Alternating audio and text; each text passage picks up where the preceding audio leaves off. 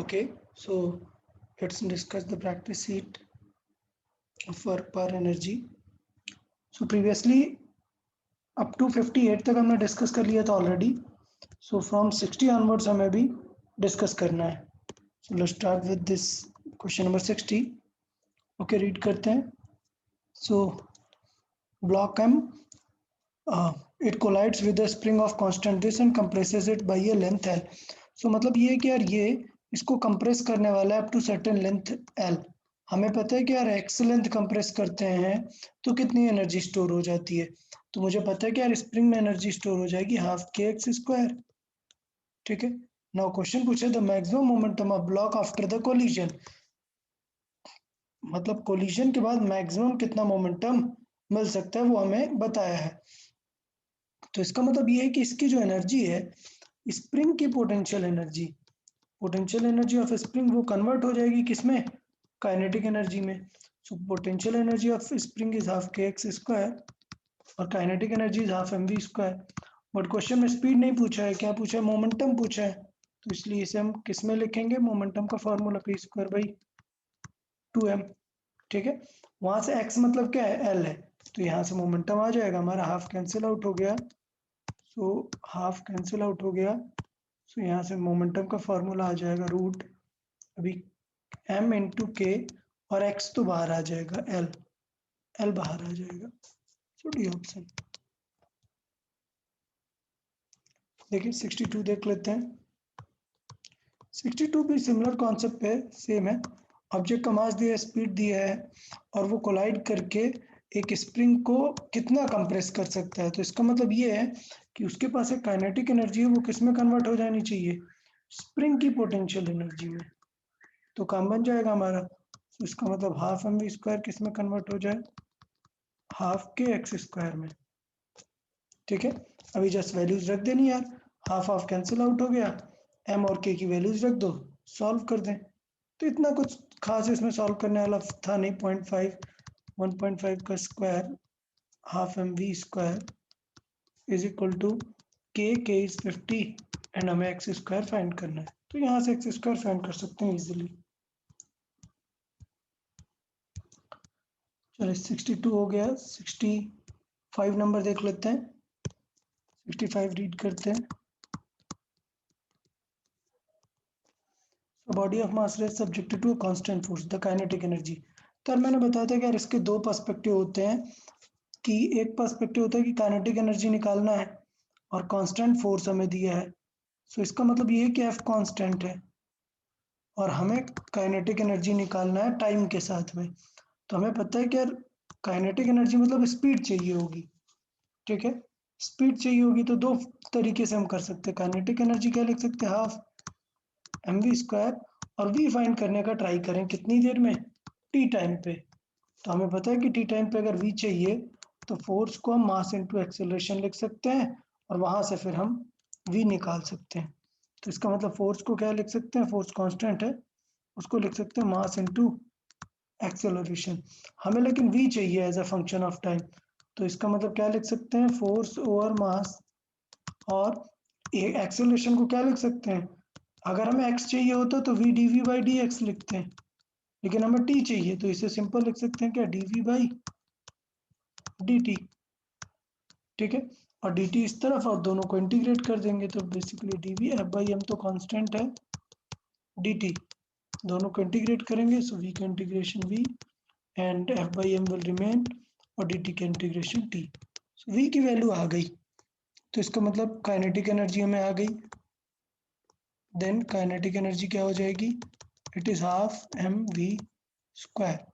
सो यहाँ से kinetic energy आ गया बड़ी सिंपल वे में, half into m into v की वैल्यू कितनी है, टी बाय एम का स्क्वायर. सो काइनेटिक एनर्जी कितना आ गया, f square t square upon 2. एक एम कैंसिल आउट होगा, एक एम बच जाएगा. तो इस तरीके से सिंपलर वे पे हम चीज़ों को कर सकते हैं, ऐसा कुछ कॉम्प्लिकेटेड सा नहीं है. सिर्फ मेन पॉइंट था ये, क्या कि एक्सेलरेशन से हमें स्पीड निकालना आना चाहिए जब हमें क्या दिए, टाइम का फंक्शन दिए. चलो 69 देख लेते हैं. 69 थ्योरेटिकल क्वेश्चन है, ऐसा देखें, रॉन्ग स्टेटमेंट बताना है। तो पहली बात, a body can have energy without momentum. तो एनर्जी विदाउट मोमेंटम बिल्कुल पॉसिबल है। कौन सी एनर्जी ऐसी हो सकती है? Potential energy. So a body can have energy yes without the momentum.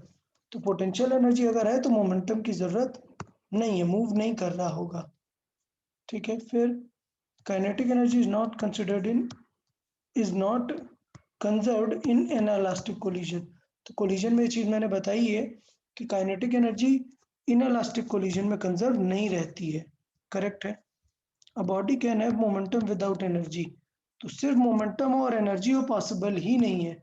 Momentum मतलब स्पीड, और अगर स्पीड है तो इसका मतलब क्या होगा? काइनेटिक एनर्जी होगी ही होगी। तो ये रॉन्ग स्टेटमेंट है, मतलब हमारा ये करेक्ट आंसर होगा। चलो और भी डिस्कस करते हैं। 71 देख लेते हैं। 71, पोटेंशियल एनर्जी गिवन है, फोर्स हमें बताना है। तो हमें पता है यार कि u हमें गिवन है, it is a minus b x square, और हमें f पता है। क्लियर? f क्या होता है? हमें u के टर्म्स में पता है, it is minus D you by D x. तो इसका मतलब माइनस तो रहेगा ही, और इसका डिफरेंशिएट कर देंगे। तो डिफरेंशिएट कर लेते हैं इसका। सो a का तो डिफरेंशिएशन 0 होगा, माइनस b, और x स्क्वायर का डिफरेंशिएशन क्या होगा? 2x। सो बेसिकली डिफरेंशिएशन क्या आ गया? Minus minus plus 2b into x. So f is proportional to x. ठीक है, तो मतलब फोर्स इजिली निकाल सकता है, ऐसा कुछ नहीं है, फोर्स सिंपल है। अगर हमें u पता है तो हमें पता है उसे डिफरेंशिएट कर देना है, फोर्स की वैल्यू आ जाएगी। 73 देख लेते हैं। So body mass this, momentum this, force this, act in the direction of body for 10 seconds. The increase in kinetic energy. तो मुझे पता है भाई कि जितना वर्क डन ये कर देगा उतने देर में ही हमें काइनेटिक एनर्जी का गेन देखने में मिल जाएगा। तो बेसिकली क्या है कि kinetic energy is nothing but kinetic energy is gain in potential, sorry, increase in kinetic energy मतलब कितना वर्क डन हुआ। वर्क डन मतलब फोर्स इनटू डिस्प्लेसमेंट। ठीक, अभी देखो क्वेश्चन में ये जो फोर्स लग रहा था ये डायरेक्शन में लग रहा था, मतलब उसी डायरेक्शन में फोर्स लग रहा था। मास इतना है, उसके पास मोमेंटम भी है, तो मोमेंटम से हम पहले क्या निकाल लेंगे? स्पीड। तो हमें पता है कि उसके पास p कितना है, p की वैल्यू है mv, मोमेंटम, मोमेंटम है 8 का, m है 4 का, तो v हमें निकल आएगा। v कितना आ गया? 2 मीटर पर सेकेंड। ठीक, तो इसका मतलब ये है कि 2 अभी इनिशियली है। अब इसके बाद 10 सेकंड तक फोर्स लग रहा था, तो मुझे पता है कि फोर्स क्या प्रोवाइड करेगा? एक्सेलरेशन प्रोवाइड करेगा, मतलब F is equal to m a. तो फोर्स लग रहा था 0.2 का, m था 4 का, a की वैल्यू आ गई, a की वैल्यू 0.05, 4 से डिवाइड कर दिया, तो एक्सेलरेशन की वैल्यू आ गई। तो अब हम निकाल सकते हैं ना कि कितनी डिस्टेंस कवर किया।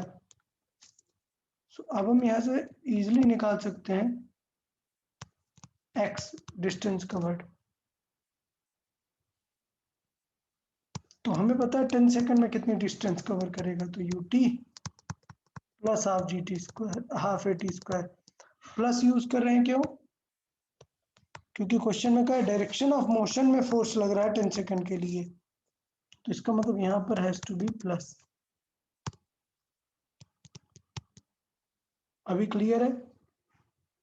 तो यहाँ पर u लिख सकते हैं, u is 2 into 10 plus half into a की वैल्यू 0.05 इंटू टी स्क्वायर, मतलब 10 का स्क्वायर। तो देखिए फाइनल x की वैल्यू कितनी आ गई?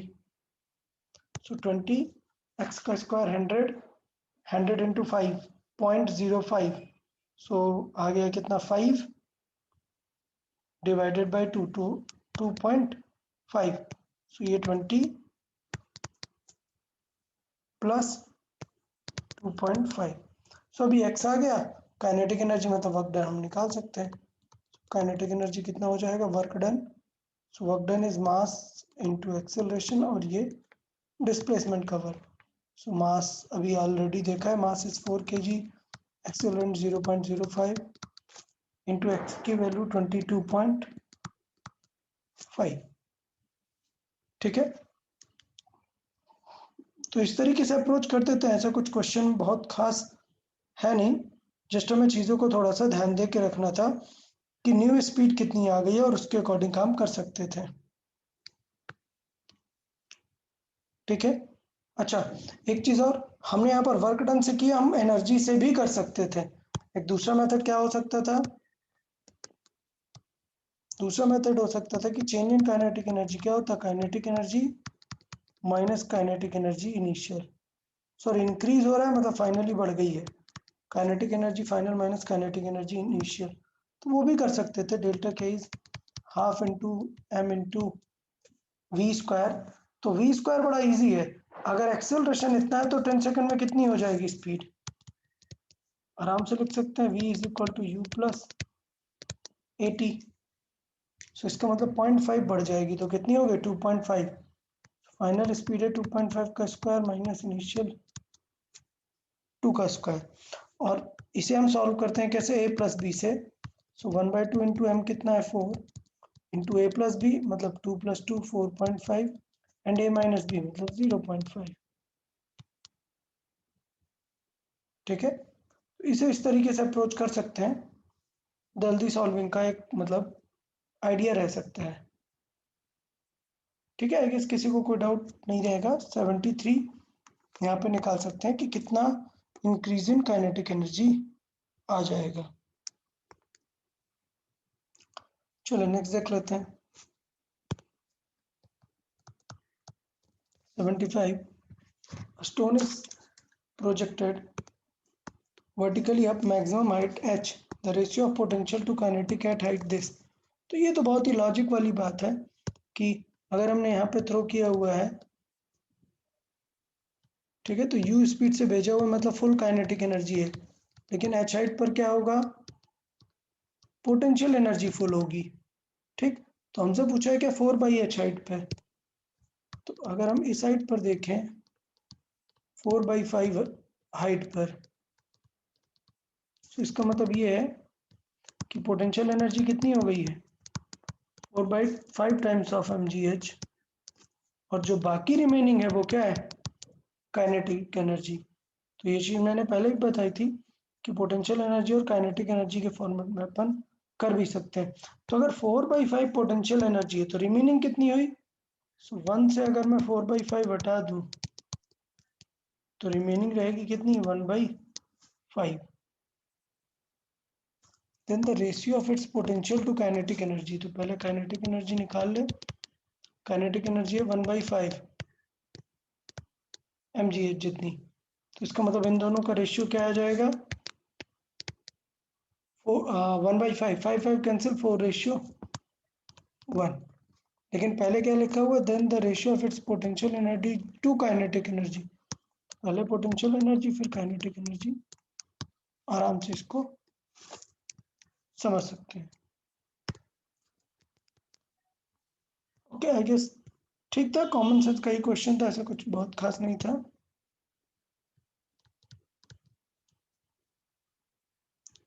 ठीक है, चलें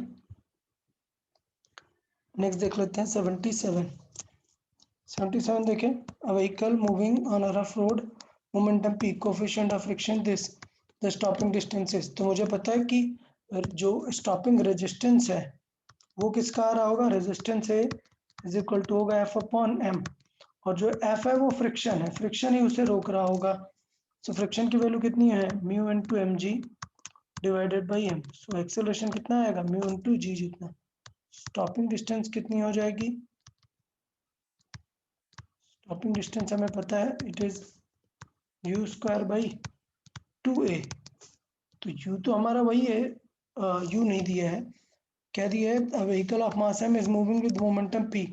तो मोमेंटम पता है तो u पता चल गया, p/m को क्या बोलेंगे मोमेंटम ओवर मास मतलब स्पीड अपॉन 2 इंटू ए क्या हो जाएगा m इंटू जी।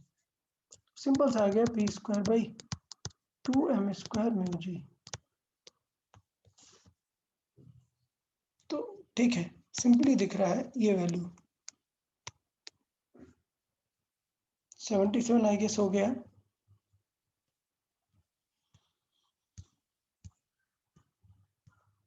क्वेश्चन नंबर 80 देख लेते हैं।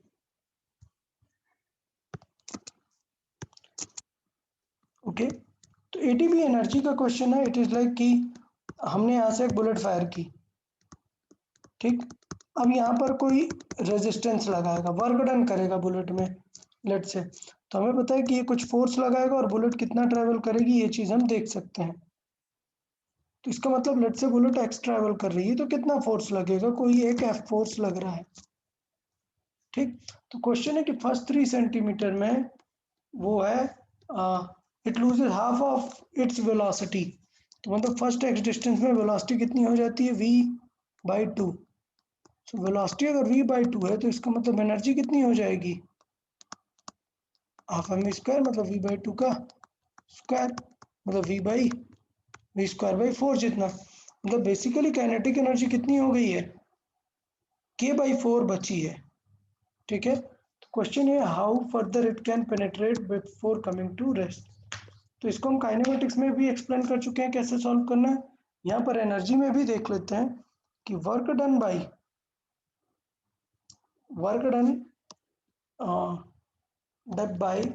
दैट, जो भी वो जिस पे है फायर किया है target, work done by target, ठीक है, वो किसे रेजिस्ट करेगा, उसके स्पीड को रेजिस्ट करेगा। तो इसका मतलब रिमेनिंग कितना बचा है, ऑलरेडी गया है कितना है v/4, तो रिमेनिंग कितना है 3/4 काइनेटिक एनर्जी। क्लियर। तो ये work done by that will be the remaining kinetic energy. अभी वर्क डन कितना हो जाएगा, फोर्स इंटू डिस्प्लेसमेंट। सो ये हो गया फोर्स इंटू डिस्प्लेसमेंट। तो डिस्प्लेसमेंट तो कितना है 3 सेंटीमीटर है, so it is like 3 centimetre इसके बाई 4, 3k/4। तो ऑफ कोर्स 3 कैंसिल आउट हो जाएगा, देन वैल्यू क्या हो जाएगी कि फोर्स जो होगा वो किसके जितना रहेगा, मतलब k/4 के जितना। सो 3 सेंटीमीटर अगर मैं मान के चल रहा हूँ तो ये आएगा 1 सेंटीमीटर कि फोर्स इंटू मान लेते हैं x सेंटीमीटर है, तो ये फोर्स इंटू 3x टाइप है, इसकी वैल्यू है 3k/4। तो अगर मुझे सिर्फ k/4 चाहिए तो इंस्टेड ऑफ 3 हम क्या यूज करेंगे 1 सेंटीमीटर। तो 3 सेंटीमीटर से ये 3k/4 कम हो रहा है, तो इसका मतलब एफ इंटू अगर मैं 1 सेंटीमीटर लगा दूं तो कितना कम हो जाएगा k/4। और यही टारगेट है कि कितनी ज़्यादा एनर्जी लॉस रहेगी तो वो हो जाएगा हमारा k/4। v/2 से ज़ीरो होने के लिए, फर्दर स्टॉप होने के लिए v/2 से ये वैल्यू v फाइनली ज़ीरो होगी। इन दोनों के बीच गैप कितना है, सिर्फ v/4 का, मतलब एफ इंटू कितने की ज़रूरत है, सिर्फ 1 सेंटीमीटर रेजिस्टेंस की ज़रूरत है। तो 80 थोड़ा अच्छा क्वेश्चन था, बट ऑलरेडी काइनेमेटिक्स में भी डिस्कस किया और काफ़ी जगह डिस्कस कर चुके हैं। 83 the mass acquired by, sorry, the kinetic energy acquired by a mass in traveling certain distance d starting from rest under the action of constant force is directly proportional to, okay, so the kinetic energy acquired by a mass in the direction certain d starting from rest under the action of a constant force of proportionality। तो इसका मतलब ये हुआ कि kinetic energy जो है किसी भी एक मास की डी डिस्टेंस के बाद किस चीज़ पे डिपेंड करेगी। तो हमें पता है कि यार काइनेटिक एनर्जी जो है दो बातों पे डिपेंड करती है यार, v²/2m मोमेंटम कंजर्व है या फिर हाफ mv², ठीक। अब क्वेश्चन ये है कि a certain distance D with a certain force. तो यहाँ पर हम एम और वी का इन्वॉल्वमेंट कर ही नहीं सकते हैं, क्वेश्चन में जम ही नहीं रहा है। क्वेश्चन में क्या दिए है कि starting from rest under action of constant force. इसका मतलब हम डायरेक्टली फोर्स निकाल लें एफ, और डिस्टेंस क्वेश्चन में दी है डी। तो इसका मतलब क्या हुआ कि change in kinetic energy is but nothing but work done, और वर्क डन तो क्या हो जाएगा फोर्स इनटू, बिकॉज ये कांस्टेंट है, इनटू डिस्प्लेसमेंट। तो इसका मतलब ये हुआ कि काइनेटिक एनर्जी इनडायरेक्टली कभी मास पे डिपेंड ही नहीं करती। ये देखने में लग रहा है कि मास पे डिपेंड कर रही है, बट नहीं। After covering a distance d constant force है, मतलब वर्क डन एम पे डिपेंड नहीं करता है। तो ये सिचुएशन होगी, it will be independent of M.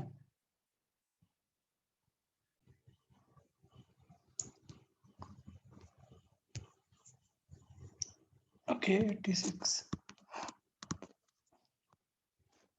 A spherical ball this kg stationary at the top of a hill 100 meter, slide down a smooth surface ground, then climb up a hill 30 meter, finally slide down smooth surface to a horizontal base at height 20 meter above the ground. What is the velocity attained by the ball? ठीक है, तो मतलब question एकदम clear है कि situation क्या है, काफी मल्टीपल केसेस दिए हुए हैं। एक स्फेरिकल बॉल है, वो 100 मीटर हाइट पे है। सो ये ऑलरेडी लेट से यहाँ पर बॉल है 100 मीटर पे, तो ये सिचुएशन हो गई पहले 100 मीटर की हाइट पे। देन क्या सिचुएशन है कि it slide down a smooth surface ground, then climb up another hill of height 30। तो मतलब यहाँ पर एक अनदर हिल है 30 हाइट की, ठीक है। तो ये 30 हाइट की एक हिल है। फिर उसके बाद finally slide down a smooth surface to a horizontal base at a height 20 metre above the ground. तो मतलब ये यहाँ से एक 20 मीटर की हाइट पे यहाँ पर बेस पे आ जाता है। फाइनली ये सिचुएशन है, तो यहाँ पर कितना स्पीड रहेगा। तो मैंने बताया कुछ फर्क नहीं पड़ता कि वो कहाँ से ट्रेवल करके आया है, सिर्फ क्या टेंशन होती है कि अभी कहाँ पर है, पहले कहाँ पे था, कितना एनर्जी चेंज हुआ है।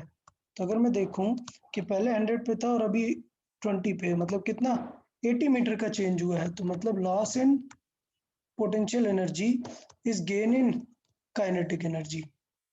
ठीक है, तो बहुत ही सिंपल वे पे हमने देखा कि पोटेंशियल एनर्जी 100 से एक्चुअल फाइनल हाइट देखे तो 80 मीटर का लॉस हुआ है, so m g into 80 h की वैल्यू, और kinetic energy half M we square. तो यहाँ से एम कैंसिल आउट हो गया, जी की वैल्यू रख देते हैं। सो ये हो गया 10, 800 into 2 1600 is equal to v square. So v की वैल्यू कितनी आ गई 440। सिंपल क्वेश्चन था। देखिए 88 देख लेते हैं। 88 तो अच्छा क्वेश्चन है, अच्छा दिख रहा है। देखें, एक हाइट से वाटरफॉल से what is the difference between the temperature at the top and the bottom. तो इसका मतलब ये है कि अगर मैं यहाँ से देखूँ कि यहाँ से वाटर, इस वाटरफॉल से यहाँ पर वाटर आ रहा है, तो मुझे एक चीज देखने को मिल रही है कि लेट्स से अगर मैं कंसिडर कर रहा हूँ कि रिवर जो है वो सेम स्पीड से जा रहा है, मतलब कि यहाँ पर जितना वी है वो वी वही है। तो इस वाटर के साथ एक प्रॉब्लम हुई है कि अगर इसकी kinetic energy through out same थी, तो यहाँ पर तो पोटेंशियल एनर्जी का लॉस हुआ है ना। यहाँ पर एच हाइट 100 मीटर का पोटेंशियल एनर्जी का लॉस हुआ है, तो वो एनर्जी कहीं तो जानी चाहिए। तो वो लॉस इन पोटेंशियल इस बार हीट में कन्वर्ट होगी, क्योंकि स्पीड तो थ्रू आउट सेम है। तो loss in potential energy convert होगी किस में, हीट में। ठीक है, तो बाय द वे 9th में रहता है हीट का फार्मूला, लेकिन अगर नहीं है तो अभी हमारा ऐसा टेंशन नहीं लेना है। 11th में पूरा हीट का एक हमारा चैप्टर है, तो वहां पर हम डिस्कस करेंगे ही, बट अभी के लिए जस्ट हम फार्मूला लिख लेते हैं। तो पोटेंशियल एनर्जी हो गया हमारा mgh, और हीट को लिखा जाता है m into S into delta T. Delta T is temperature change. तो देखिए सारी वैल्यूज ऑफ कोर्स गिवन होंगी, तो m तो कैंसिल आउट हो जाने वाला है, टेंशन नहीं है। g की और h की वैल्यू देखिए, g इंटू 10 100 इंटू एस की वैल्यू गिवन है 4.2 इंटू 10 टू दी पावर 3, मतलब 10 टू दी पावर 3 मल्टीप्लाई करेंगे 4300 आ जाएगा, और डेल्टा टी जब टेम्परेचर चेंज हमें फाइंड करना है। तो यहाँ से 2 जीरोस कैंसिल आउट हो गए और टेम्परेचर चेंज यहाँ पर आ गया कितना 10/42। 10/42 मतलब 0.5 से भी थोड़ा सा कम आएगा, 0.8 कह रहे हैं।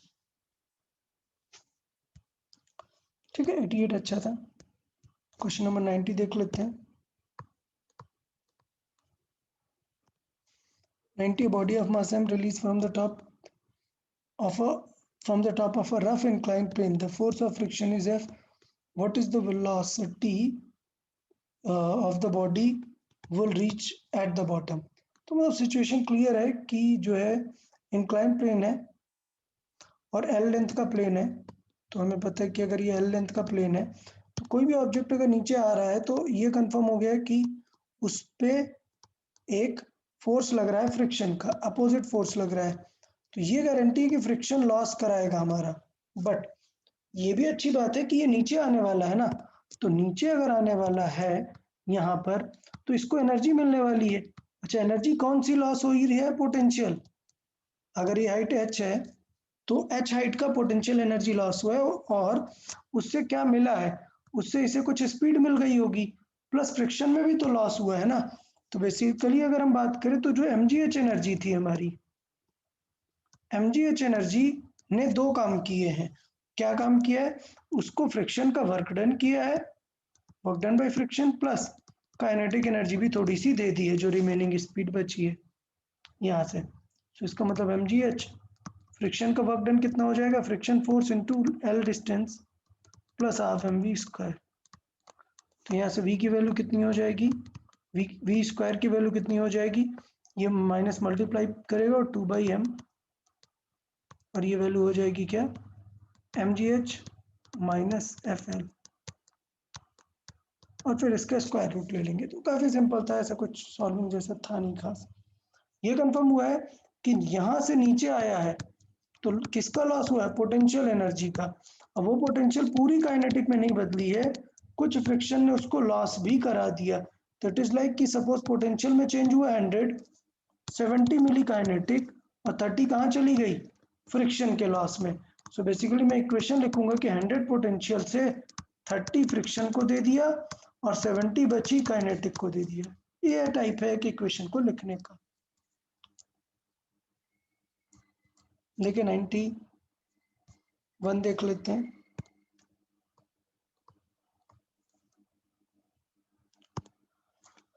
A rocket mass this fuel this burns out in 3 seconds.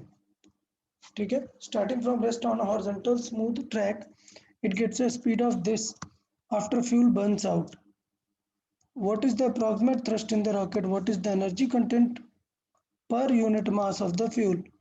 Okay ठीक है, तो ये कंफर्म हो गया कि उसके पास एक रॉकेट है जिसका मास ये है और फ्यूल इतना है। तो मतलब अगर हम बात करें मास तो दैट इज 0.1, फ्यूल की बात करें तो दैट इज 0.2 kg, 0.02 kg। ठीक है, अच्छा अब ये बर्न आउट हो जाता है 3 सेकंड में। तो टाइम जो यूज हो रहा है इसको बर्न आउट होने में वो यूज हो रहा है क्या? 3 सेकंड। ये कंफर्म हो गया कि बर्निंग रेट कितना हो जाएगा? बर्निंग रेट हो जाएगा कि इतना केजी फ्यूल 3 सेकंड में बर्न आउट हो गया। तो बर्न रेट वो होगा 0.02 kg फ्यूल बर्न हो रहा है 3 सेकंड में। अच्छा एक मिनट, बर्न रेट नहीं पूछा, what is the energy content पर unit mass of the fuel, what is the approximate thrust. ठीक है ठीक है, तो बर्न रेट हमसे नहीं पूछा ऐसा कुछ, हमसे फोर्स पूछा है कितना आया और एनर्जी कितनी रिलीज हुई। ओके, तो क्वेश्चन है स्टार्टिंग फ्रॉम रेस्ट, मतलब यू कितना है? 0। After this time, in time t on a smooth track it gets a speed of 20 after the fuels burn out। तो इसका मतलब फाइनल स्पीड क्या हो गई? 20। टाइम कितना कंज्यूम हुआ? 3 सेकेंड। अभी बात यह है कि after the fuel Burns out time consume हुआ 3 सेकेंड। अगर फ्यूल बर्न आउट हो गया तो एक्स्ट्रा फोर्स मिलेगा ही नहीं, मतलब स्पीड बढ़ेगी ही नहीं। तो मैक्सिमम स्पीड कहाँ से कहाँ तक गई? 20 से 0 to 20 तक। तो अगर मैं एवरेज एक्सेलरेशन देखूं, किसका एवरेज एक्सेलरेशन कितना है? क्योंकि हमें फोर्स निकालना है। तो एवरेज एक्सेलरेशन हो जाएगा v minus you by T. So it is 20 minus 0/3 मतलब 20/3। और अगर हम फोर्स की बात करें तो फोर्स कितना हो जाएगा, मास इंटू एक्सेलरेशन। तो मास इज 0.1 इंटू 20/3 मतलब 2/3। तो ये कंफर्म हो गया कि यहाँ से आ गया हमारा फोर्स। अब बात करते हैं कि एनर्जी कितनी मिली, what is the energy content. तो हमें पता है कि एनर्जी कितनी थी, पहले 0 थी, बाद में स्पीड हो गई 20। सो इनिशियल काइनेटिक एनर्जी क्या थी, 0। फाइनल काइनेटिक एनर्जी कितनी थी, हाफ एम वी स्क्वायर, मतलब हाफ इंटू एम कितना है 0.1 इंटू वी स्क्वायर, 20 का स्क्वायर 400। तो फाइनल काइनेटिक एनर्जी सॉल्व करके कितनी आ गई, 20। तो 20 जूल आ गई काइनेटिक एनर्जी। अब पूछा है कि per unit mass, so then 20 divided by mass कितना था, 0.02 kg फ्यूल का मास। तो इसका मतलब कितना आ गया, पॉइंट कैंसिल आउट हुआ, 1000 जूल पर kg जो है फ्यूल रेट होगा। तो इस तरीके से दोनों चीजें अप्रोच कर सकते थे। यहाँ पे अच्छी बात क्या थी ये कि हम एक्सेलरेशन जो है निकाल सकते हैं फाइनल माइनस इनिशियल स्पीड करके बाई टाइम करके। ओके 94 देख लेते हैं।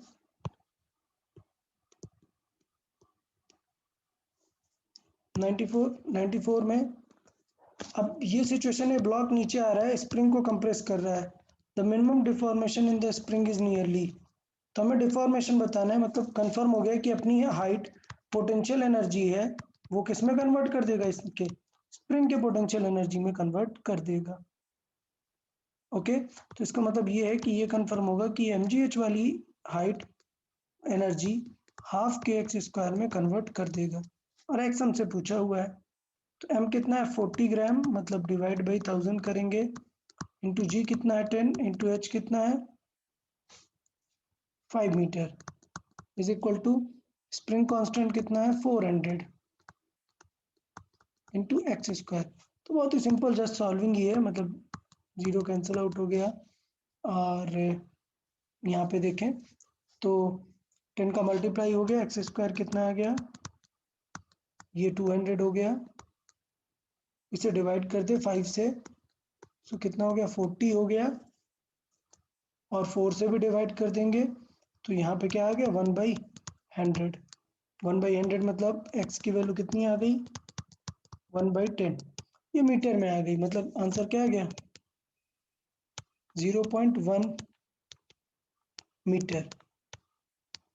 ठीक है 0.1 मीटर। अगर सेंटीमीटर में देखें और क्या आ जाएगा 10 सेंटीमीटर। तो देख लें 10 सेंटीमीटर कहाँ पर मिल रहा है, ये 9.8 सेंटीमीटर, मतलब 10 सेंटीमीटर ही है ये। ठीक है तो अगर हम जी की वैल्यू यहाँ पर क्या ले लेते हैं, 10 की जगह पर क्या ले ले 9.8 ले ले तो काम बन जाएगा। तो ये मैं इरेज करके जी की वैल्यू 9.8 रख दूंगा, तो यहाँ पर वैल्यू क्या आ जाएगी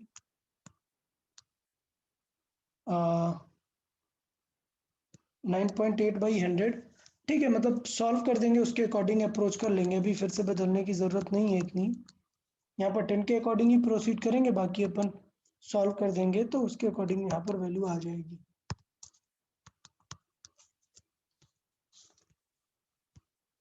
नाइन्टी फाइव देखें।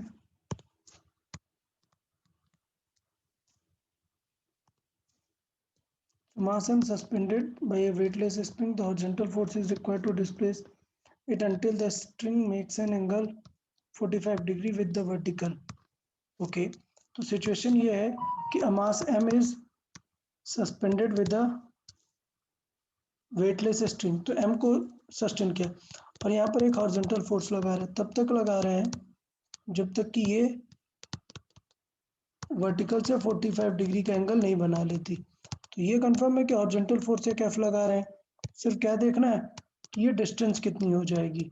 तो हमें पता है कि अगर ये पूरी एल है, मतलब ये लेंथ क्या है एल है, तो ये तो परपेंडिकुलर हो जाएगा ना, मतलब डिस्टेंस कितनी हो जाएगी डी इज इक्वल टू कितना हो जाएगा एल साइन परपेंडिकुलर है 45 डिग्री, मतलब L/√2।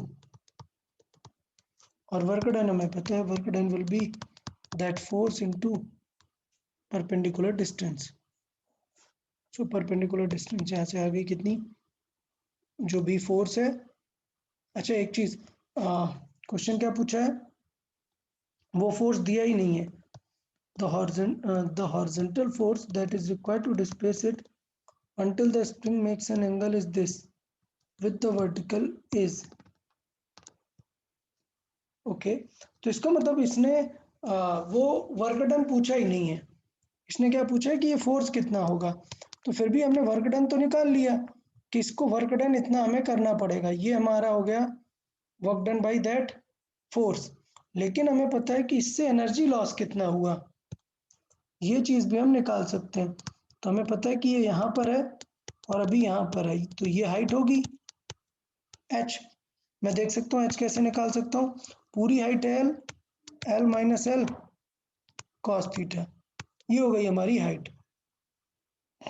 तो इस फॉर्मेट में हम यहाँ पर निकाल सकते हैं। तो हुआ क्या कि एनर्जी लॉस mgh का जो लॉस है वो कहाँ कैसे कंप्लीट हुआ, कहाँ से आया, सॉरी mgh का जो गेन है वो किसने किया, वो वर्क डन हुआ फोर्स इनटू दैट डिस्प्लेसमेंट ने। ठीक है, तो यहाँ से कंफर्म हो गया कि वैल्यू निकाल सकते हैं हम।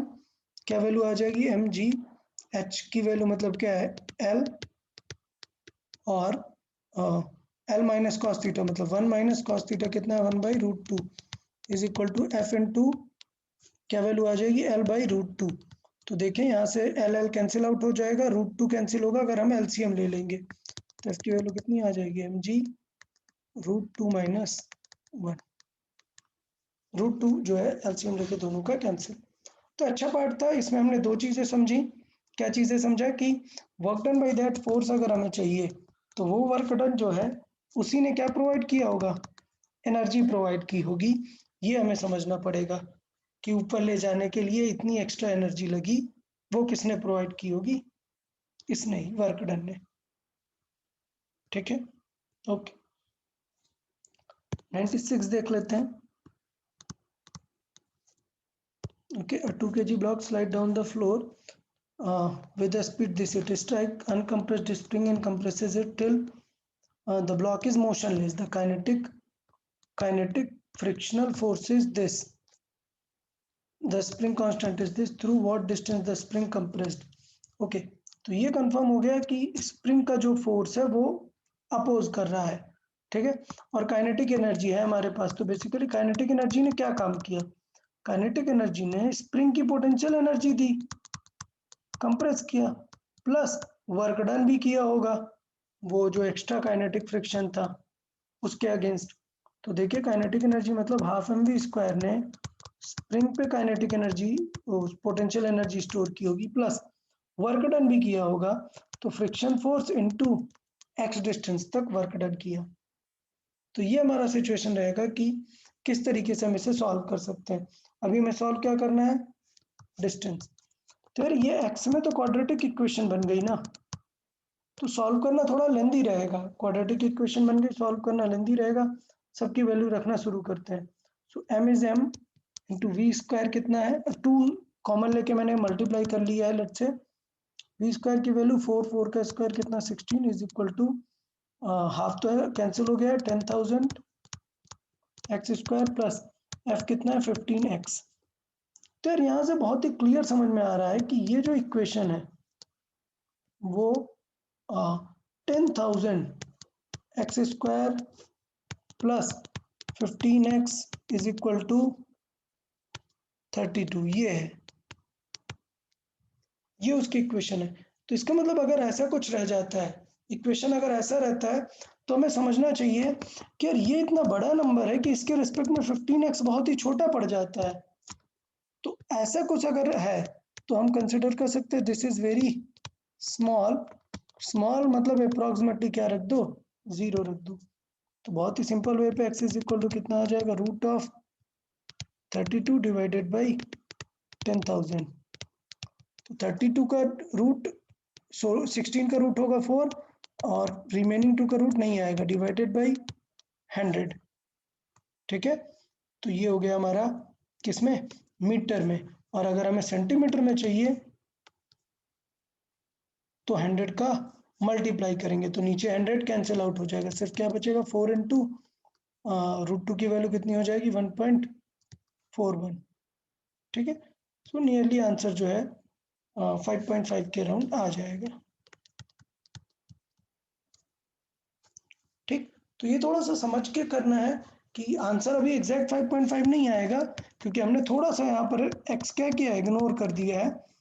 चाहिए तो उसे लेके सॉल्व कर सकते हैं, बट कोई मतलब नहीं है, बहुत बड़ी कैलकुलेशन हो जाएगी और आंसर में बहुत बड़ा फर्क पड़ेगा नहीं, ठीक है। चले 97 देख लें। जैसे बात करें, linear momentum of a system of particles is zero, kinetic energy of a system of particle is zero, then. तो मैंने बताया यार कि मोमेंटम एक वेक्टर क्वांटिटी है। सोचो एक +3 एक -3 जीरो हो गया, लेकिन काइनेटिक एनर्जी जब काउंट करेगी तब तो दोनों का ऐड ही होगा ना। तो काइनेटिक एनर्जी जीरो कभी नहीं हो सकती। अगर मोमेंटम जीरो है तो जरूरी नहीं है कि काइनेटिक एनर्जी जीरो हो, लेकिन अगर काइनेटिक एनर्जी जीरो हो गई then momentum has to be zero, ठीक है। तो इसका मतलब ये कंफर्म हो गया कि बी मस्ट है, अगर बी होगा देन ए होगा।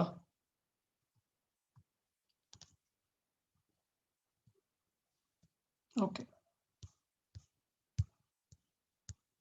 देखिए 99 देख लेते हैं।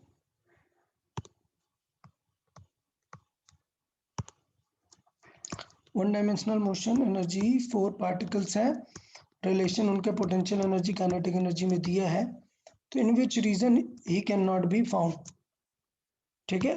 पार्टिकल पॉसिबल नहीं है, तो हमें पता है पोटेंशियल एनर्जी है और ई क्या है, टोटल एनर्जी है। तो मुझे पता है पोटेंशियल कभी भी टोटल से ज़्यादा हो नहीं सकती है, बिकॉज पोटेंशियल क्या है, काइनेटिक क्या है, ऑलवेज पॉजिटिव। तो इसका मतलब ये है कि लेट से पोटेंशियल एनर्जी मेरे पास है कुछ, मैंने काइनेटिक और डाल दी, तो और बढ़ जानी चाहिए एनर्जी, ठीक। लेकिन अगर पोटेंशियल एनर्जी नेगेटिव है, लाइक -50 है, और मैंने उसमें +20 रख दिया, तो आंसर क्या बचा, -30 बचा ना। तो इसका मतलब एनर्जी क्या हो गई है, बढ़ गई है। तो ऑफ कोर्स ये चांस है कि ये हो सकता है। फिर पोटेंशियल एनर्जी टोटल एनर्जी से कम हो, पोटेंशियल एनर्जी टोटल एनर्जी से कम हो, ये भी हो सकता है। अगर पोटेंशियल एनर्जी क्या हो, पॉजिटिव हो, लेट से +30 है और काइनेटिक भी +20 है, तो टोटल क्या हो गई 50। तो पोटेंशियल एनर्जी कुछ भी हो सकता है, कम भी हो सकता है और ज़्यादा भी हो सकता है। काइनेटिक एनर्जी टोटल एनर्जी से कम हो, बिल्कुल हो सकता है, लेकिन यहाँ पर पोटेंशियल एनर्जी टोटल एनर्जी से ज़्यादा हो, ये कभी नहीं हो सकता है। ज़्यादा कभी नहीं हो सकता है, क्यों, क्योंकि पोटेंशियल एनर्जी में अभी काइनेटिक एनर्जी भी ऐड करनी है। तो 99 नंबर थोड़ा टोटल मतलब वैसा वाला था, सॉल्विंग का था कि किस तरीके से करेंगे। तो क्या पूछा हुआ है, in which region particle can not be found, मतलब ये नहीं हो सकता कि पोटेंशियल एनर्जी की वैल्यू क्या हो, टोटल एनर्जी से ज़्यादा हो, ऐसा बिल्कुल नहीं होगा, क्योंकि बीच में हमें काइनेटिक एनर्जी को ऐड करना है। ओके, चलो 100 नंबर देख लेते हैं।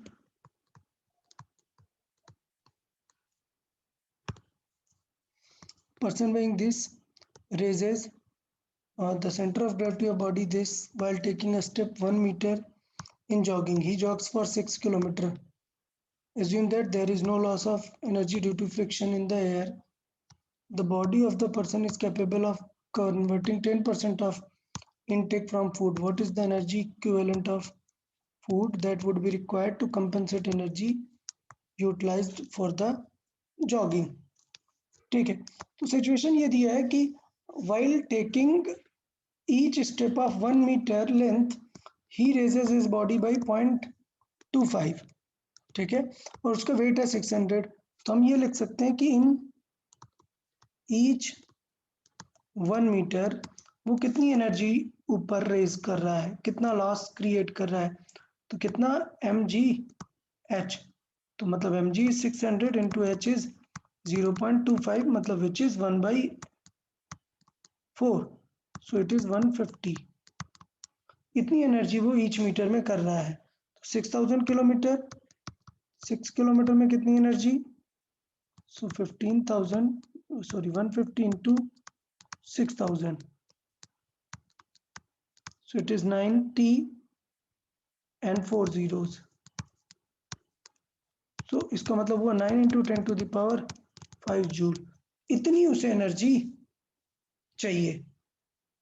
ठीक है, अभी क्या है, the body of person is capable of converting 10% of food, 10% of energy intake from food, what is the energy equivalent of food. तो इसका मतलब ये है कि इतनी एनर्जी तो उसे चाहिए, लेकिन वो 10% ही कवर कर पाता है, मतलब एक्स का 10% इज अवर रिक्वायर्ड एनर्जी। इसका मतलब एक्स फूड कितना हो जाएगा, 9 into 10 to the power 6 joule. Food से कन्वर्टेड एनर्जी कितनी होनी चाहिए, इतनी, और उसका 10% वो किस में कन्वर्ट कर पा रहा है, जॉगिंग में कन्वर्ट कर पा रहा है। तो it is like x is food, food का 10% और वो कितना है, the energy used in jogging. तो अच्छा क्वेश्चन था, थोड़ा सा डिटेल अलग था इसलिए। चले 103 देख लेते हैं।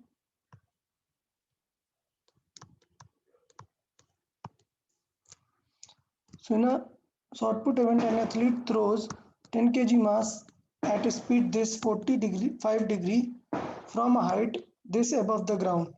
Assuming air resistance to be negligible, gravity this, the kinetic energy of shot put when it just reaches the ground. तो मतलब सिचुएशन क्या हो रही है, सिचुएशन ये हो रही है कि वो ऑलरेडी किसी हाइट पर है, ऑलरेडी 1.5 मीटर पर है, और सिचुएशन क्या है, यहाँ से उसने इसे 45 डिग्री पर थ्रो किया हुआ है। तो 45 डिग्री पर थ्रो किया हुआ है, तो ये कंसिडर कर सकता हूँ मैं 45 डिग्री पर।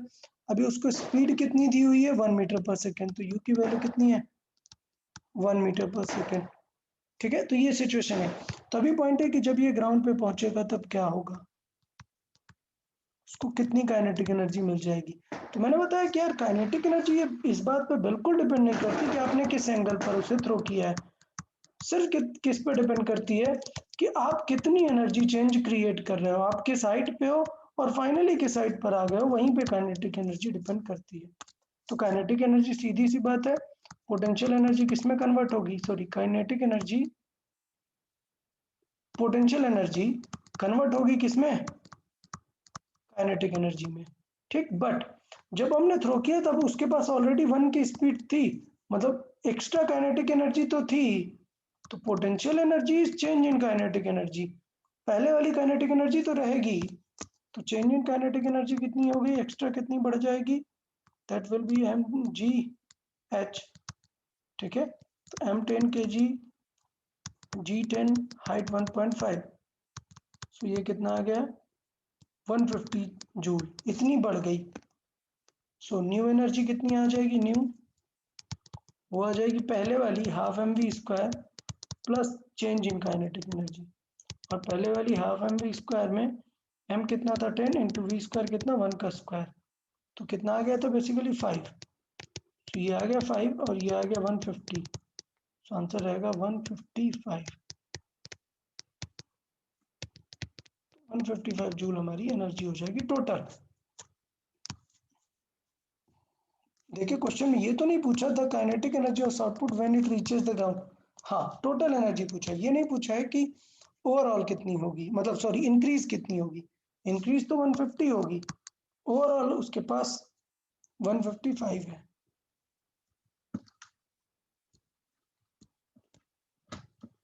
ओके 106 देख लेते हैं, a helium and uranium decays at rest into nuclei of thorium and helium, then तो हमें पता है कि यार the helium nucleus has more momentum than thorium, तो हमें पता है कि यार डिके होके जब कोई भी एटॉमिक दो डिफरेंट एटम्स में डिके होगा तो कुछ भी हो उनका कौन सा कंजर्वेशन काम करेगा, मोमेंटम कंजर्वेशन काम करेगा, दोनों का मोमेंटम कंजर्व रहता है।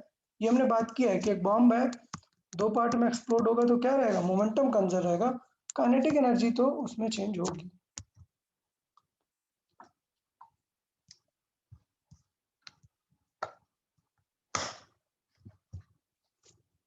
वन 107 ये तो बहुत ही सेम पैटर्न का क्वेश्चन है, बार बार वही है कि ब्लॉक को हमने एक इम्पल्स दिया हुआ है कि जी ब्लॉक है, स्प्रिंग से अटैच्ड है, coefficient of friction on the floor is this, initially the block is at rest, spring is unstretched and impulse is shown in the figure. The block slides a distance of this and comes to rest for first time.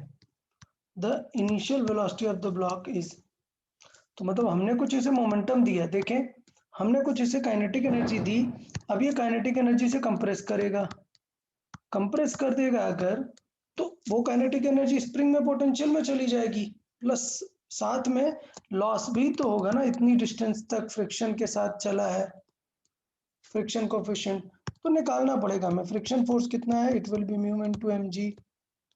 Friction force कितना होगा, mu निकाल लिया हमने, mu is 0.1, m कितना है 0.18 and g कितना 10, तो कितना हो गया ये 10 1 मतलब 0.18 इज दिस फोर्स। अभी वर्क डन चाहिए, तो होगा क्या कि काइनेटिक एनर्जी दो काम करेगी, स्प्रिंग की पोटेंशियल एनर्जी में जाएगी, स्प्रिंग में सेव होगा, और प्लस वर्क डन भी होगा फ्रिक्शन का। तो एक टाइप से मेरे पास कुछ 100 एनर्जी थी, उसमें से कुछ हमने 60 स्प्रिंग को दे दी, बाकी 40 लॉस हो गई कहाँ पर, वर्क डन बाई फ्रिक्शन में। तो ये एक इक्वेशन लिखने का तरीका होगा, ये बहुत इंपॉर्टेंट है, इस तरीके को माइंड में रखना है। अच्छा, तो चेंज इन काइनेटिक एनर्जी होना चाहिए कि स्प्रिंग में गया काइनेटिक एनर्जी और इसमें, अब देखें काइनेटिक एनर्जी कितना है, initial velocity of the block is n/10, where n की वैल्यू हमें बतानी है कि कितनी होगी, तो हमें पता है काइनेटिक एनर्जी हो जाएगा mv² half into kx² plus work done by friction, तो 0.18 फोर्स है और डिस्टेंस कितनी ट्रेवल की 0.06। तो ये हो गई पूरी सिचुएशन, अभी इसे सॉल्व कर देंगे, v की वैल्यू निकाल लेंगे और वहां से काम बन जाएगा। ठीक है, तो चले सॉल्व कर लेते हैं। सो हाफ तो कैंसिल आउट हो गया, m 0.18 into v² is equal to k कितना है 2 है, ठीक है, सो 2x² प्लस यहाँ पर 2 का मल्टीप्लाई होगा, डन। तो यहाँ से हम क्या कर सकते हैं, सॉल्विंग कर सकते हैं मतलब प्रॉपर, बट ये वैल्यू बहुत ही कम है, ये x की वैल्यू हमें पता है, x कितना है 0.6, तो x की वैल्यू लिख सकते हैं 0.06 का स्क्वायर प्लस 2 का जो यहाँ पे वैल्यू रखा है वो 2 का मल्टीप्लाई हुआ है, तो ये हो गया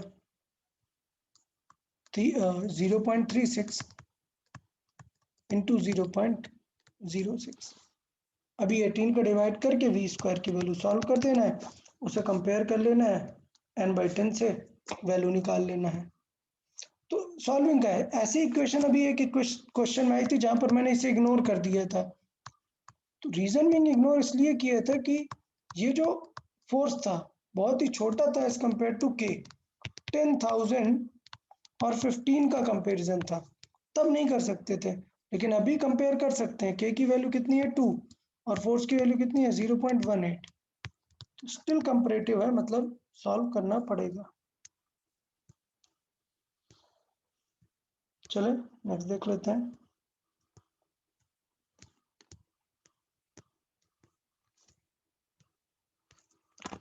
वन 10 देखते हैं।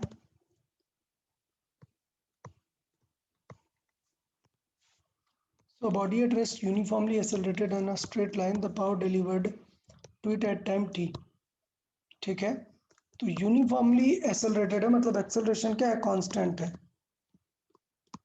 अच्छा, हमें चाहिए कि पावर कैसे डिलीवर है, कितनी डिलीवर है as a function of time. तो मैंने पहले भी बताया था कि अगर पावर चाहिए हमें तो हम लिख सकते हैं क्या, force into velocity. So force into velocity, force तो हो गया मास इनटू एक्सेलरेशन इनटू वेलोसिटी चाहिए। देन तो अगर हमें पता है कि एक्सेलरेशन कांस्टेंट है मतलब a is equal to let say कुछ k है, तो एक्सेलरेशन को dv बाई dt लिख सकते हैं ना, k, और dt इस तरफ है, dv इस तरफ है, तो k इंटू dt, और इसे क्या करेंगे, इंटीग्रेट कर देंगे, तो v is equal to basically क्या आ गया, k इंटू टी। तो ये यहाँ पे हम देख सकते हैं कि v की वैल्यू कितनी है। तो यहाँ पे mass into acceleration into v, तो पावर कितना हो जाएगा, मास इंटू एक्सेलरेशन कितना है, कांस्टेंट है k, और v कितना है, k इंटू टी।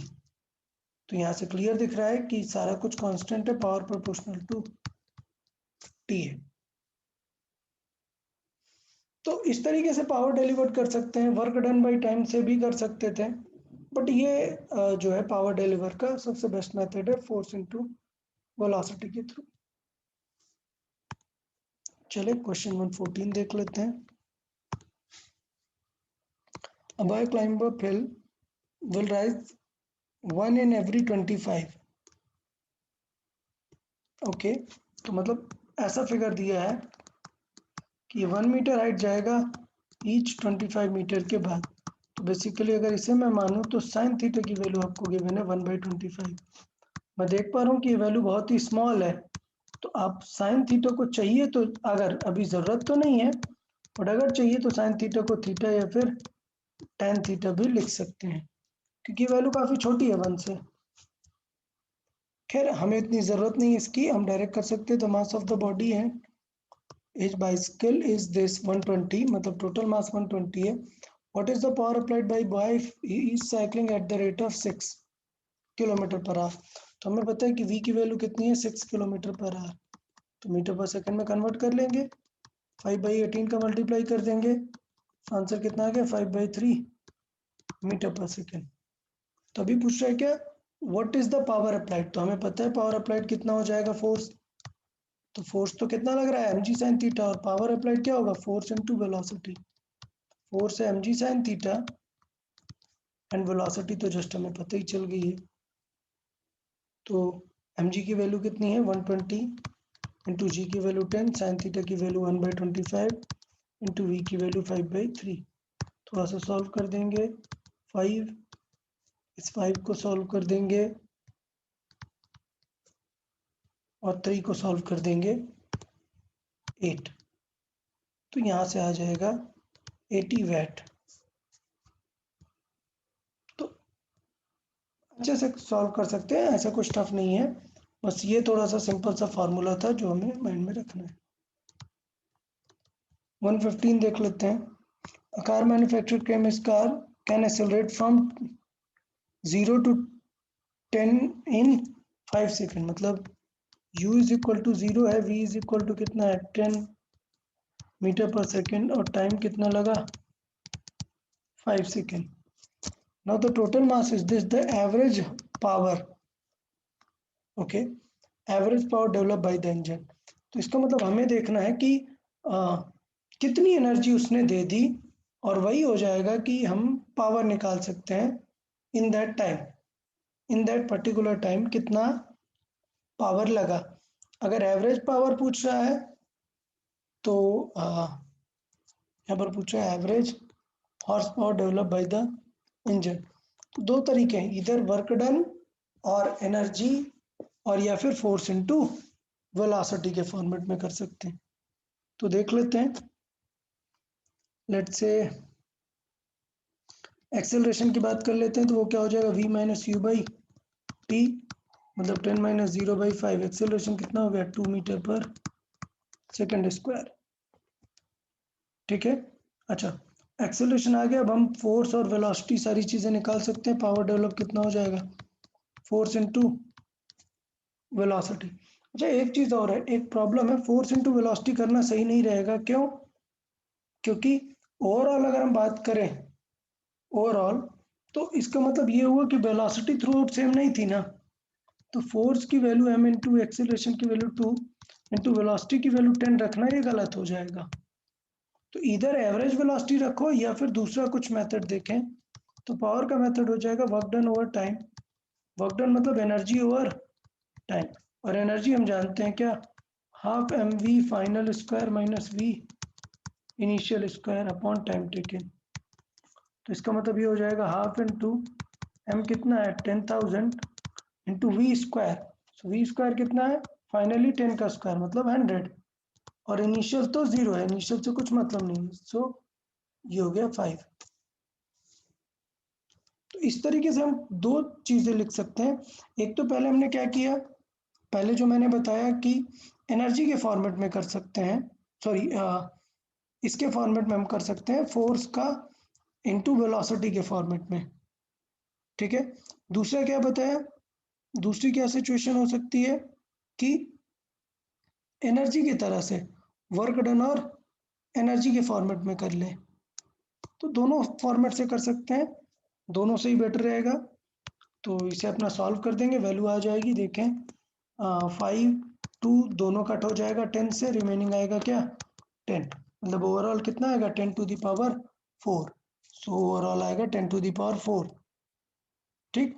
अभी हॉर्स पावर में पूछा है तो ये तो आंसर वैट में आएगा, पी का जो आया वो कितना आया 10 टू द पावर 4 वैट, तो देन अगर हमें हॉर्स पावर में चाहिए तो फिर 746 का डिवाइड कर देंगे। तो इस तरीके से अप्रोच कर सकते थे।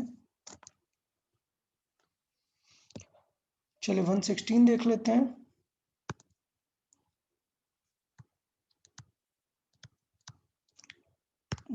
देखें, a truck of mass this is moving up an inclined plane with this speed. The resistance opposing the motion of the truck due to friction is 5 kg per ton.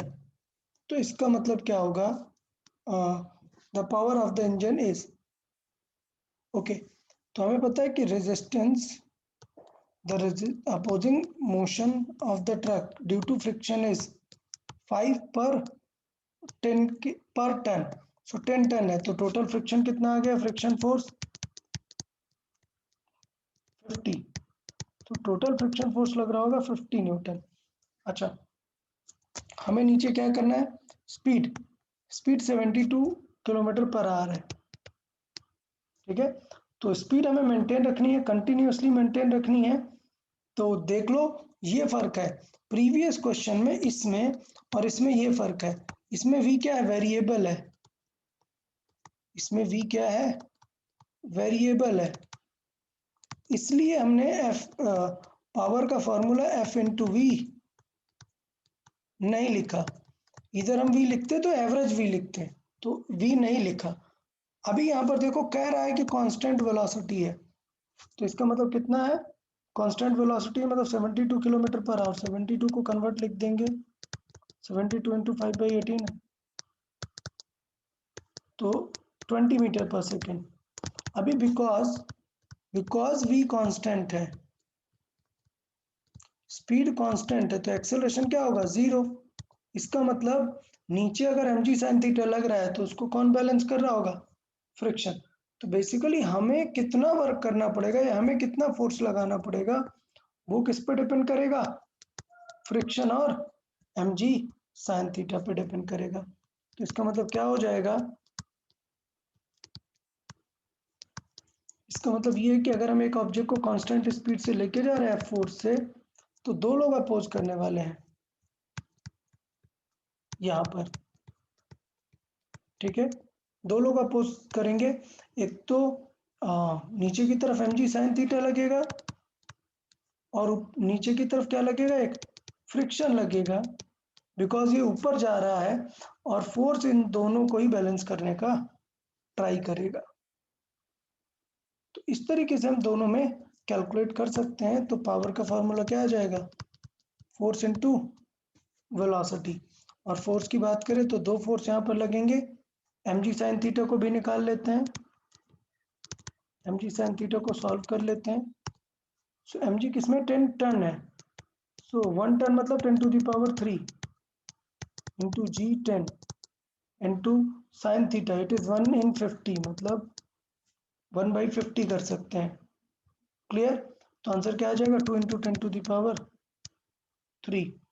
तो बेसिकली f की value कितनी हो गई 2000 और ये value कितनी है friction 50, सो ये है बेसिकली 2000 प्लस 50 इंटू दोनों की वेलोसिटी कितनी है 20।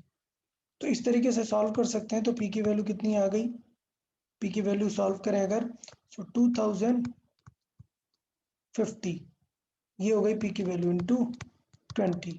सो कितना होगा 0 0 0 1 कैरी 3 4 43 के अराउंड आ जाएगी। तो यहाँ पर वैल्यू हम लिख सकते हैं कि अराउंड कितना हो जाएगा 43 किलोवाट जितना। ठीक, अच्छा, लेकिन आंसर में तो कोई सा भी मैच नहीं हो रहा है। 116 अगर हम बात करें तो मे बी कहीं पे कुछ गड़बड़ है क्या, एक मिनट। ओके, हाँ, friction force is that the motion of the truck due to friction is 5 kg per ton. तो ये देखो फोर्स केजी में दिया है, न्यूटन में नहीं दिया है। इससे पहले हमें न्यूटन में कन्वर्ट कर लेना चाहिए। तो एक और चीज़ हमें यहाँ पे ध्यान देनी चाहिए थी कि ये इस केजी वाले को किस में कन्वर्ट कर लेना चाहिए, न्यूटन में। तो इसका मतलब 50 ये अभी केजी फोर्स है, केजी एफ, केजी फोर्स, इसे कन्वर्ट करेंगे तो क्या होगा 500 न्यूटन। तो इसका मतलब हमें थोड़ा सा ध्यान देना था, ये 50 की जगह इसे क्या कर लेना चाहिए हमें 500। 500 हो गया तो ये हो गया 2500। तो इसका मतलब हुआ 0 ट्रिपल जीरोस 1 5। तो इस तरीके से देखें तो बेसिकली 50 किलोवाट उसे कर सकते हैं। ठीक है, अच्छा था क्वेश्चन, मतलब दोनों चीज़ें बस समझनी है, ये थोड़ा सा ध्यान देना है, फोर्सेस को दोनों को ही कंसिडर करना है अच्छे से। देखिए 119 देख लेते हैं।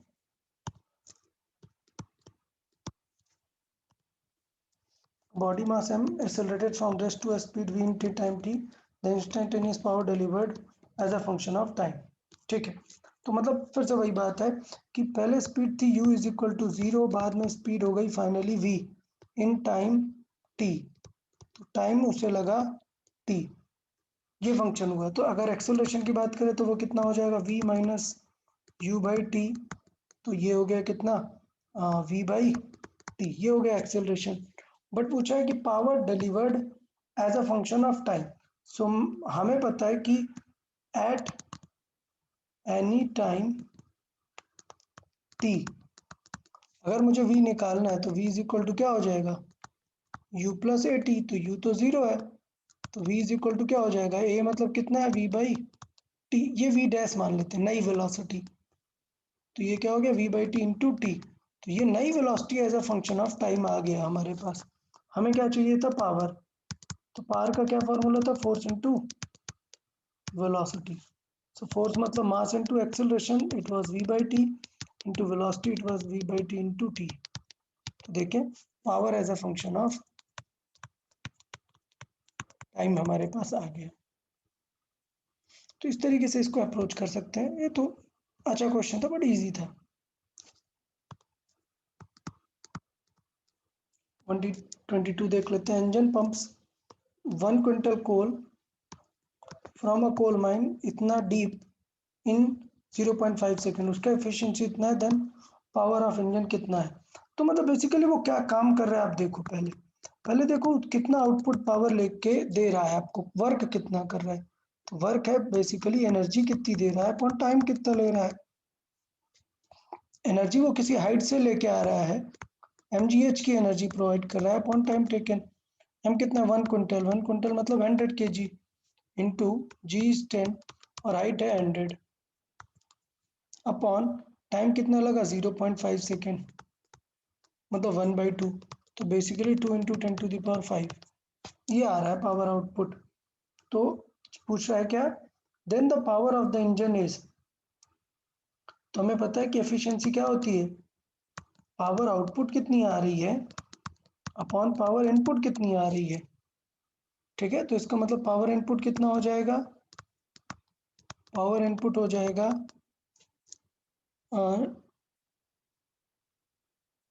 Power input efficiency, power output divided by efficiency. तो इसका मतलब पावर आउटपुट कितनी है 2 इंटू 10⁵ डिवाइडेड बाई एफिशिएंसी कितनी है 0.6। तो डिवाइड कर लेंगे यहाँ पर। सो ये आ जाएगा बेसिकली क्या 20 डिवाइडेड बाई 6 मतलब 10 डिवाइडेड बाई 3 इंटू 10⁵। तो बेसिकली 10⁵ की जगह इसे हम 100 कर लें इंटू किलोवाट कर सकते हैं। तो इस तरीके से भी यहाँ पर अप्रोच कर सकते हैं। तो बेसिकली 1000/3 कितना हो जाएगा 333।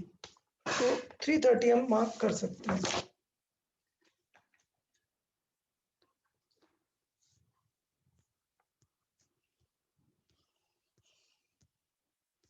ओके 124 देख लेते हैं। 124 force depends upon displacement like this the power developed. तो यार फोर्स देखो वेरिएबल है, तो वेरिएबल है तो मतलब वेलोसिटी भी हमें वेरिएबल चाहिए होगा। तो force is proportional to x⁴ displacement s को मैं x जैसे कंसिडर कर लेता हूँ। तो फोर्स को अपन लिख सकते हैं क्या mass into acceleration proportional to x⁻⁻⁴ और हमें क्या चाहिए वेलोसिटी चाहिए यार। तो वेलोसिटी चाहिए तो मतलब क्या कर सकते हैं इसे इंटीग्रेट कर दें। अब अगर मैंने इसे टाइम के साथ इंटीग्रेट किया dv/dt तो गड़बड़ हो जाएगा ना, क्योंकि हमें फंक्शन क्या चाहिए डिस्टेंस का ही चाहिए। तो इसका मतलब क्या बेटर रहेगा, इसे एक्सेलरेशन को जब हमें डिस्टेंस के फॉर्मेट में इंटीग्रेट करना है तो m तो कांस्टेंट है, m को तो इग्नोर कर देते हैं। ये क्या हो जाएगा v dv/dx और ये प्रोपोर्शनल होगा x⁻⁻⁴ के। तभी लिख देते हैं v dv और प्रोपोर्शनल है x⁻⁻⁴ का dx।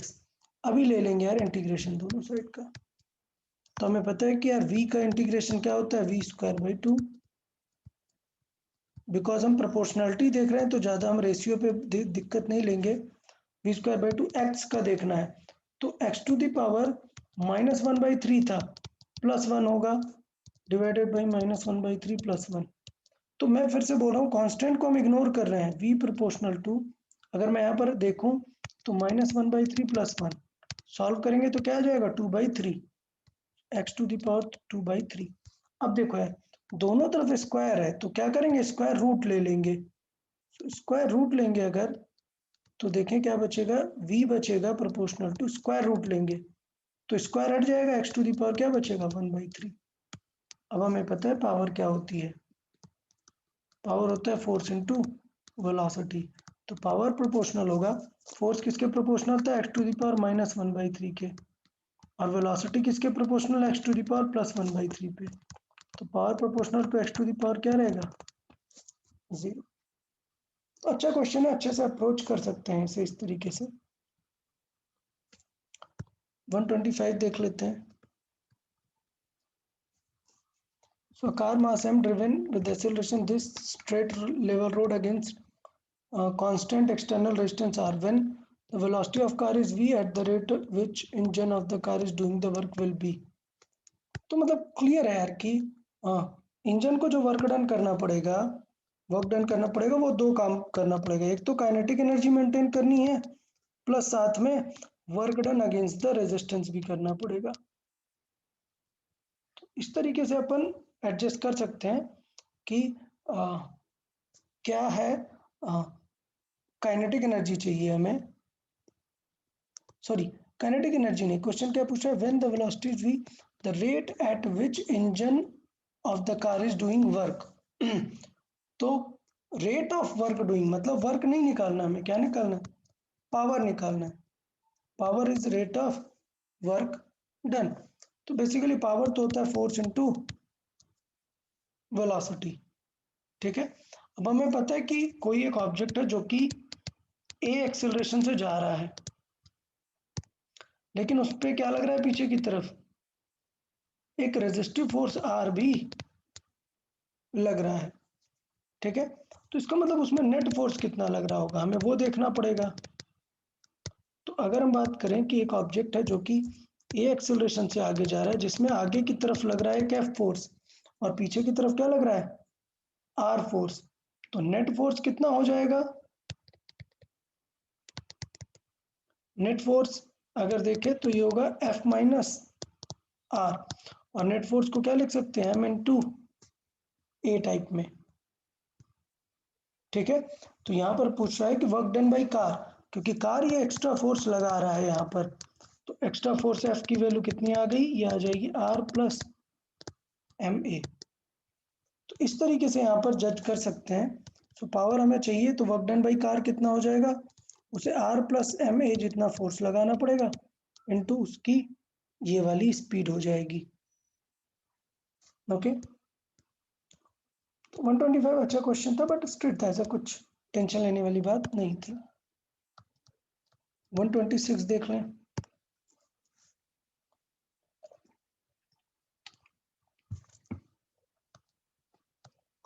वन 126 नहीं 128,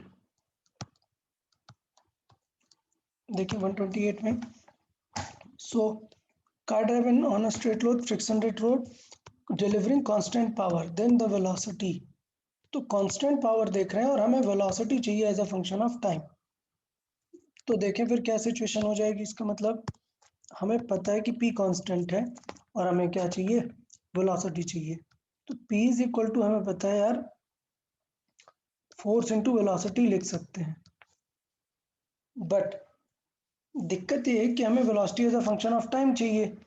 तो इसका मतलब फोर्स को क्या लिखना है हमें, मास इनटू एक्सेलरेशन, और p बाई एम ये तो कांस्टेंट है।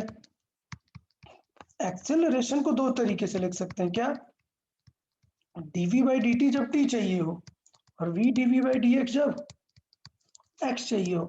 तो अभी हमें क्या चाहिए, फंक्शन t का चाहिए सारे क्वेश्चंस में। तो इसका मतलब a को क्या लिख दें हम, dv बाई dt और इनटू बन गया ये v।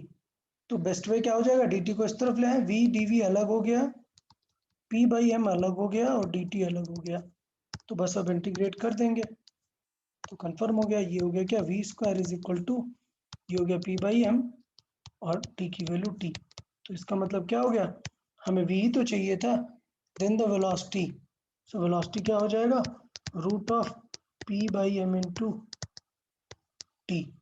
तो बेसिकली किसके प्रोपोर्शनल हो जाएगा, v रूट t के प्रोपोर्शनल हो जाएगा। यहाँ से हम अच्छे से सॉल्व कर सकते थे। इसके बाद डिस्टेंस भी पूछ सकता है, डिस्टेंस पूछ लेगा तो v को क्या लिख देंगे, dx बाई dt, और dt फिर से इस तरफ चला जाएगा और फिर से इंटीग्रेट कर देंगे तो x as a function of t आ जाएगा। तो t टू दी पावर अभी हाफ है, प्लस 1 और होगा तो क्या आ जाएगा 3/2। x as a function of t भी हम सॉल्व कर सकते थे। चलिए 131 देख लेते हैं। So the heart of a man pumps 5 liter blood through arteries per minute with the pressure of this. Okay, तो if the density of this the power of the heart, तो मतलब ये हुआ कि जब हम प्रेशर लगा के कुछ प्रेशर के साथ हमें वॉल्यूम को हम फ्लो करा रहे हैं तो क्या सिचुएशन होती है। तो अगर हम बात करें वर्क डन की, वर्क डन होता है फोर्स इनटू डिस्प्लेसमेंट। अगर हम इसमें एरिया का डिवाइड कर दें और एरिया का मल्टीप्लाई कर दें तो ये क्या बन जाएगा, फोर्स और एरिया क्या बन जाएगा, प्रेशर, और एक्स इंटू एरिया क्या बन जाएगा, वॉल्यूम। ठीक, अब हमें पता है, ये फार्मूला हमें पता होना चाहिए कि लिक्विड के अंदर प्रेशर का फार्मूला होता है एच रो जी, हाइट डेंसिटी और जी। तो इसका मतलब देखें हाइट कितनी है 150 mm दी है मरकरी की, तो 150 mm मतलब 150 into 10 to the power minus 3 into H rho, rho is 13.6 into 10 to the power 3 h rho g is 10 and volume is 5 litre. 5 litre को मीटर क्यूब में कन्वर्ट करेंगे तो 10 to the power 3 और convert हो जाएगा, तो -3 होगा एक्चुअली, क्योंकि मीटर क्यूब 1 मीटर क्यूब में 1000 लीटर होता है, तो उल्टा रहेगा यहाँ पर। तो बस सारी चीज़ें सॉल्व कर देंगे, वर्क डन आ जाएगा यहाँ से, ये आ जाएगा कितना 150 इंटू 13.6 इंटू 5 और into 10 to the power 3 cancel, एक 10 कैंसिल, 10 टू द पावर -2, ये आ जाएगा हमारा वर्क डन। देन पावर आ जाएगा work done over time, time हमें 60 इन अ मिनट पूछा है तो मिनट मतलब 60 सेकंड का डिवाइड कर देंगे। क्लियर, तो अभी जीरो कैंसिल आउट करके बाकी हमें सॉल्व कर देना, यहाँ पे वैल्यू आ जाएगी हमारी। तो अच्छा है, सिंपल क्वेश्चन है बट स्टिल दोनों चीजें हमें माइंड में रख के करनी पड़ेंगी। चले 132 देख लेते हैं। What is the power of an engine required to move the train this meter ton with the speed this on a track if the friction force of friction is per metric ton. Okay, तो इसका मतलब ये है कि देखो पहले situation कि 132 को इस तरफ चाहिए, चलो यहीं पे ही कर लेते हैं ऐसे कहिए 132, तो हमें पता है कि 10 न्यूटन पर मीट्रिक टन लग रहा है, तो टोटल फ्रिक्शन कितना हो गया 10 फॉर पर मीट्रिक टन, सो 400 मीट्रिक टन मतलब 4000 का तो फ्रिक्शन फोर्स लग रहा है। ठीक है, स्पीड हमने कितनी दी है 36 किलोमीटर पर आवर, मतलब 5/18 कर लेंगे तो कितना आ गया 10 मीटर पर सेकेंड, इतनी हमें स्पीड देनी है। तो बेसिकली हमें अगर इतनी स्पीड मेंटेन रखनी है तो हमें कितना फोर्स एक्स्ट्रा लगाने की जरूरत है, फ्रिक्शन जितना ही तो फोर्स लगाने की जरूरत है ना। तो इसका मतलब पावर कितना हो जाएगा, force into velocity, to maintain the constant velocity, because ये कांस्टेंट है, हमें जितना फ्रिक्शन लग रहा है उतना ही फोर्स लगाना पड़ेगा। तो ये गारंटी हो गई कि फोर्स भी कितना होगा 4000, और ये कितना है 10। तो आंसर कितने आ रहे होंगे सारे 40 किलोवाट आंसर आ जाएगा हमारा, यहाँ से 40 किलोवाट आंसर आ जाएगा। तो इस तरीके से हम सॉल्व कर सकते थे। ठीक है, तो यहाँ तक चीज़ें हमारी कंप्लीट होती हैं। Okay then, bye bye everyone.